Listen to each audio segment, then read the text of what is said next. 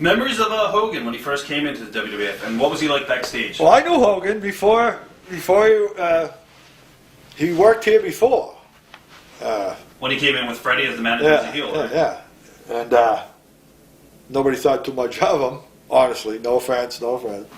But apparently someone saw something in him, Vince Sr., and I don't know if you know the story or not. Go ahead, you can tell it. Well, I guess he was supposed to be a red-headed Irishman.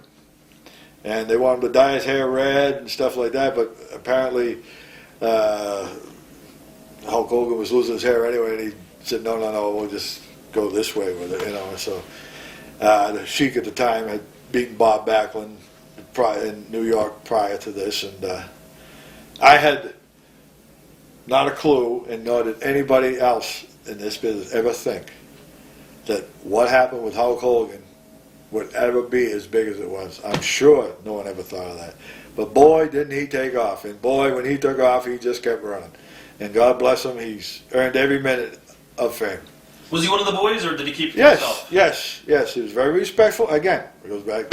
I hate to keep bringing the same thing up and being repetitive, but he respected everybody, and everybody respected him. Everybody wanted to be on his card.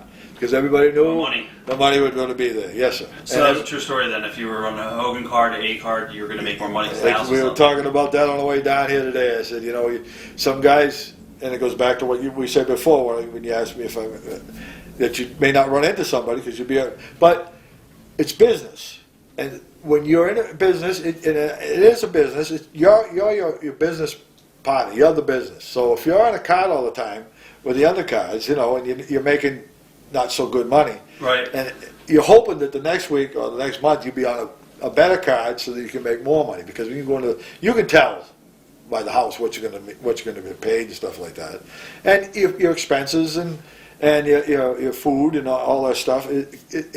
You have to deduct that from what you earn that night. Yeah. So if you're spending $200 and making $150, you're losing $50 a day.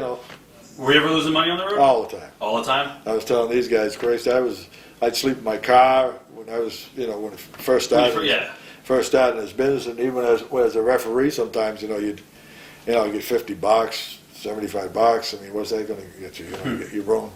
But anyway, it's a sacrifice. I mean, and all the guys, most of the old school guys, did the same thing because they never earned big money, Right. But it's a love for the business,